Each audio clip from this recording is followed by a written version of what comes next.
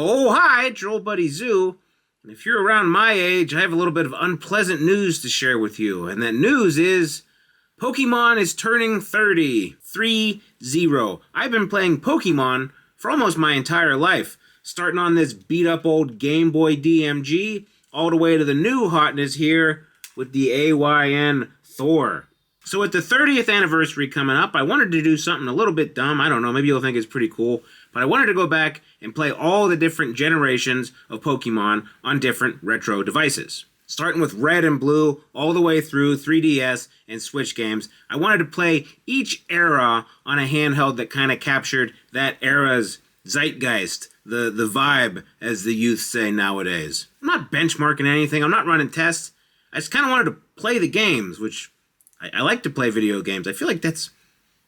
Stick with me here. That might be the point of why we have video games, is to play them. So I figured, let's play some Pokemon games, and we'll go from, 1996 all the way to 2026. That's 30 years. 30 years. Ah. Sorry, just a very minor existential crisis. Where was I? Oh yes, we're going to play the games on hardware we have in 2026 just to see how far we've come. I ended up having a lot of fun. I got into some devices I hadn't turned on in a while, and I rediscovered some devices I'd kind of forgotten that I liked. So without any further ado, stay tuned as we play all the Pokemon generations on all the different handhelds. Ooh.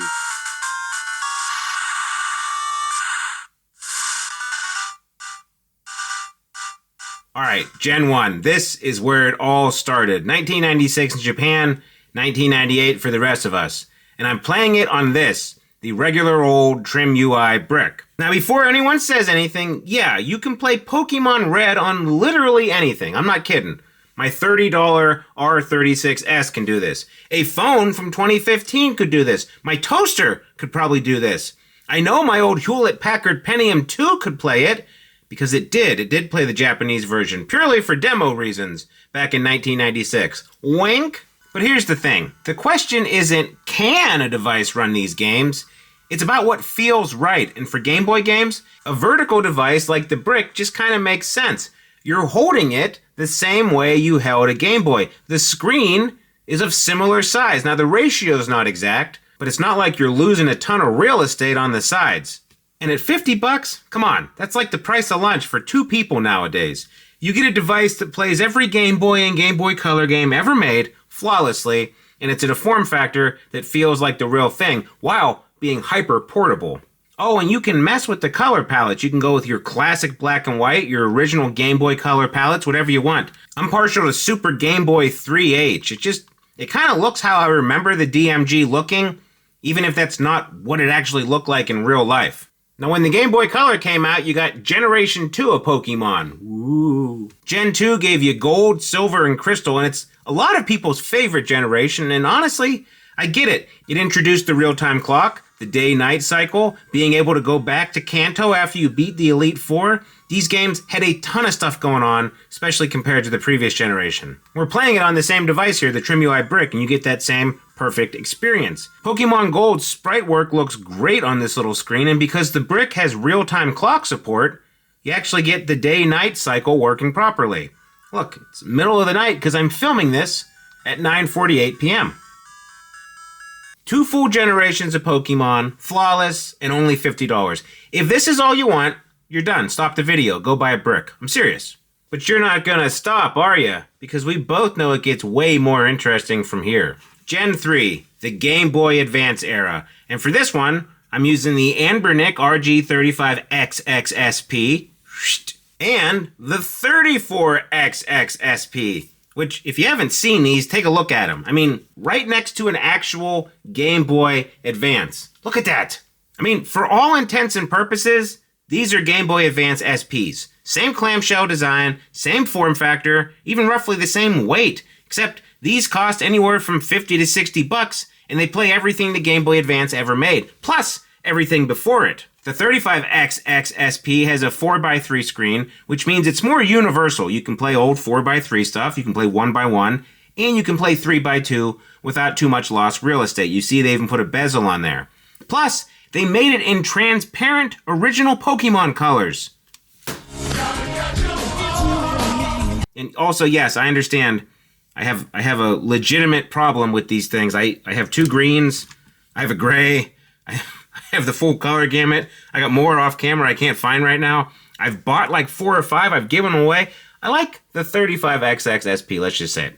And while I love the 35XX SP, the 34XX SP, I think it wins when you come to Game Boy Advance. It's got the same exact form factor as the original Game Boy Advance SP, plus it has a 3:2 screen ratio, which is perfect for Game Boy Advance. Some people think the sticks are kind of a distraction, especially on a device specifically made for Game Boy Advance, which, as far as I recall, didn't have analog sticks. And then just to round out the Game Boy Advance form factor rodeo, we also have the 34XX, which is essentially a 1-to-1 version of the original Candy Bar Game Boy Advance. I got like a Sega Nomad stack going on here. I don't know, the 35XX SP has been in my steady rotation for a while. I used the 34XX SP specifically for Game Boy Advance. They're all great, they're all workhorses, and they really show why I love the XX line. Now, Gen 3 is special for a lot of people. If you were born in the early to mid-90s, there's a really good chance Ruby and Sapphire were your first Pokemon games. And even if you're an elder millennial like me, Game Boy Advance Pokemon was a massive step up from the Game Boy versions. You had an SNES level RPG in your backpack when you were in high school or college or wherever. Regardless, Hoenn is home for a lot of our audience, and playing Emerald on a clamshelled handheld in 2026, it's kind of special. It brings back a lot of memories of the before times. You flip it open, the screen lights up, you hear the music, and for a second, you're a kid again. Performance on here is flawless. Game Boy Advance emulation on basically any modern chip is rock solid, and there's nothing to worry about here. There's no stutters, there's no issues. It just works. Fire Red and Leaf Green, the Gen 1 remakes, are the same story. If you want the Kanto experience, but with actual quality of life improvements like running shoes, a better bag system, the Seville Islands, this is the way to do it. And the 34 or the 35XX SP plays them perfectly. 2 generations down, about $100 total between the Brick and the SPs, whichever one you want. And so far, we haven't had a single compromise. Not one. Okay, here's where things get interesting, because up until now, we've been in easy mode. Game Boy, Game Boy Advance, any device can handle those. But the Nintendo DS? That's where the conversation changes. The DS had 2 screens. It has a touch screen, it has a microphone. It was just this weird, wonderful, totally unique piece of hardware. And emulating it on a single screen device means you're making compromises. Now for Gen 4 and Gen 5, you can always use a horizontal device and play these in a side-by-side orientation on something like the Retroid Pocket 5 here. This has an AMOLED screen, Snapdragon 865, and it's about $200 before sale prices.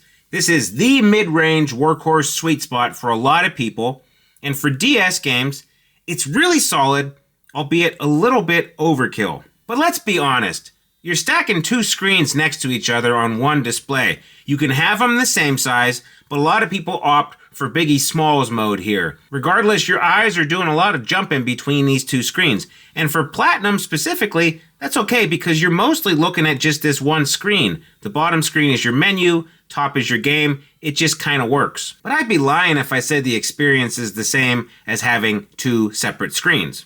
Which is why I also tested Heart Gold on the RGDS. And yeah, it's different. It's very different.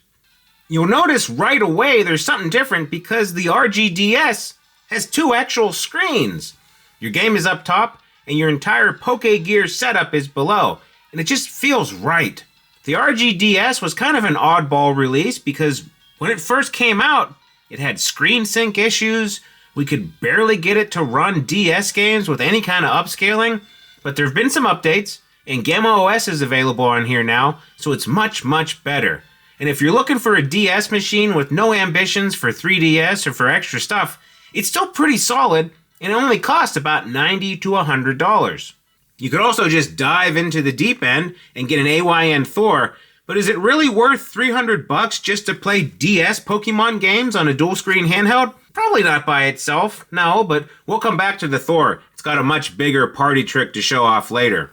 Now we come to Gen 5, black and white, and then they released them again as Black 2 and White 2.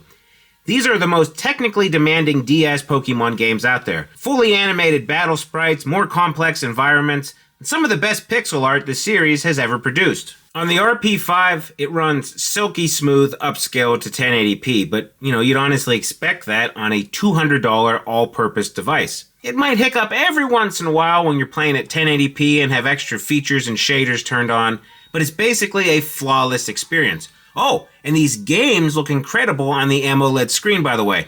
The colors in Unova, the seasons changing, the city at night, genuinely beautiful. This is maybe the best looking generation of Pokemon in terms of pure artistic craftsmanship, and seeing it on a high quality display makes you appreciate it even more. On the RGDS here, you start to see some of the problems with Anbernic using a lower powered chip. White 2 will struggle a little bit occasionally, and while you can have it running at 2x upscaling, it's not always an option when you get bogged down in maybe some of the cities or multi-Pokemon battles. 5 generations in, and if you're keeping count, the Retroid Pocket 5 at $199 covers gens 1 through 5 with 0 problems.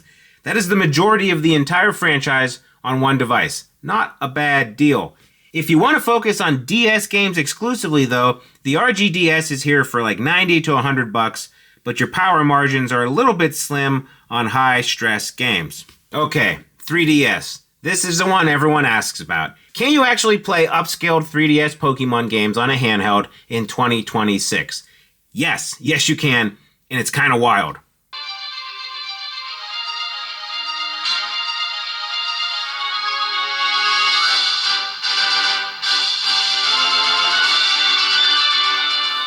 Pokemon X and Y were the first fully 3D mainline Pokemon games. They came out in 2013, and playing it on the AYN Thor in 2026, on an Android handheld with a Snapdragon 8 Gen 2 at 1080p, it's one of those moments where you realize how far emulation has come. A year or two ago, this could have been a marginal experience. And even if you got it running pretty well on something like the Odin 2 or the RP5, you didn't have 2 screens.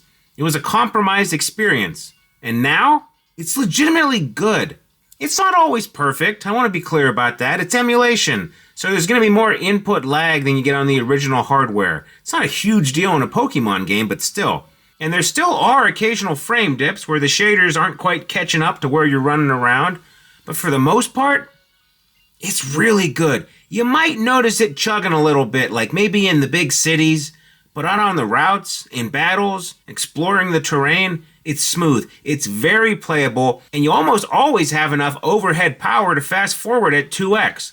I would actually sit down and play through this entire game on this device and be happy. I'd probably be happier than playing it on the original 3DS. Now here's something cool. Remember earlier when I was playing Emerald on the SP? Same region, same game basically, but rebuilt from the ground up for the 3DS. 12 years of difference, a $60 clamshell, and a $300 dual-screen Android handheld playing the same Pokemon region.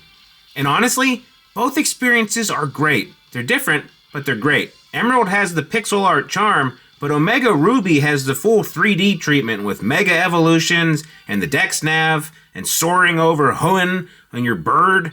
And this is what I love about retro handhelds, because you get to choose your own version of the experience. And then the last of the 3DS Pokemons, Ultra Sun and Ultra Moon, they're probably some of the hardest Pokemon games you can emulate. Aloha is demanding. There are areas where you might get a bit of 1080p slowdown. Hawaii City, some of the cutscenes, double battles with a lot going on, you might get some slowdown. Is it playable? Yeah. Is it a perfect experience? Almost. If you're the kind of person who notices occasional frame drops and it drives you crazy, Ultra Sun and Ultra Moon on the Thor might frustrate you in some spots. But if you can live with some occasional choppiness in exchange for playing Gen 7 on a portable dual-screen handheld, then you're probably fine. It doesn't bother me at all, but I know we always get comments from people who can perceive the issues. 3DS emulation is getting better literally every month. The fact that we can have this conversation at all is amazing. And I'm not going to tell you it's always 100% flawless, but we're getting pretty damn close. And it's really cool for me to play Pokemon Sun and Moon because I actually have Pokemon Sun and Moon, and I took them with me on my honeymoon where we went to Hawaii. It was kind of a weird synergy where I played the Hawaiian Pokemon in Hawaii. It's pretty cool. And I know Russell Decor lives in Hawaii. Every Pokemon he plays is in Hawaii. But shut up, Russ, you jerk. All right, now it's time for the elephant in the room. What about Switch games? Sword and Shield, Legends Arceus, Scarlet and Violet, and even Let's Go Pikachu here. There's a whole generation and a half of Pokemon games on the Switch. And I know some of you are wondering if you can play them on one of these. And the truth is, the Thor actually does a really good job. The 8 Gen 2 chip is powerful enough to run a lot of Switch games at playable frame rates. Sword and Shield, pretty good. Legends Arceus, decent. It is impressive for a handheld Android device. But here's my honest take. These Pokemon games aren't retro games. Not yet. Sword and Shield came out in 2019. Scarlet and Violet came out in 2022. We try to run a retro handhelds channel here, and I think there is kind of a line between retro emulation and just playing current gen games on Android. These games are still being actively sold. The Switch 2 literally came out like 7 months ago. So my recommendation for Gen 8 and Gen 9, buy a Switch Lite, or heck, buy a Switch 2. Play them the way they were meant to be played. And what's really important to me, and it's not just like, oh, I'm going to take a weird stance on emulation, it's the online stuff. Play the online stuff while it still works, because that was half the fun of the 3DS games, honestly. And in 10 years, when Sword and Shield or Let's Play Pokemon is retro, then I'll make a sequel to this video, huh? Alright, so here's the cheat sheet. If you want to play Pokemon on a retro handheld in 2026, here's what I'd actually tell a friend. If you only care about Gen 1 through Gen 3, Game Boy and Game Boy Advance era, get a TrimUI Brick, or one of the Anbernic SPs. 50 to 60 bucks, you're done. Do not overthink it. If you're only going to play Gen 1 and Gen 2, maybe look at a 1x1 device. Otherwise, these two devices are perfect for those games, and you're not going to be disappointed. If you want everything through Gen 5, so Game Boy all the way through black and white on DS, something like the Retroid Pocket 5 here at 200 bucks is a set it and forget it solution. One device, 5 generations, no compromises. You could also go cheaper, maybe with a Magni Air for closer to 100 bucks. Something with just enough power to play upscale DS and a big enough screen that side by side still works. And I mean, you could still play Gen 5 games on the Brick or the SPs, but the screen size would mean a lot of screen flipping and frustration. However, if you're interested in an actual dual screen DS machine that's not just jailbroken DS or 3DS, the RGDS is also a very, very interesting sub 100 proposition. And if you want to go all the way, if you want to play Pokemon X, Omega Ruby, Sun and Moon on a dual screen handheld, the AYN Thor at $300 is genuinely the only game in town for that experience. It's not cheap, the 3DS stuff isn't 100% flawless, but it's real and it's getting better all the time. And then of course, Switch or Switch 2 for the new Pokemon games. Well, Gary, the clock on the wall says it's time for What Did We Learn? And we learned that I played through parts of every generation of Pokemon for this video. And the thing that hit me, the thing I wasn't expecting, is that the games hold up. All of them. The original Pokemon Red still has that magic of discovering a Pokemon for the first time. And it's hard. You can get beaten pretty easily in your first fight with Gary. Gary was Nintendo hard when Nintendo hard was still a thing. Emerald's Battle Frontier is still brutally addictive. Heart Gold is still maybe the best Pokemon game ever made. And playing them on these little handhelds on the couch in bed, on a plane, at lunch at work, it's kind of the whole point.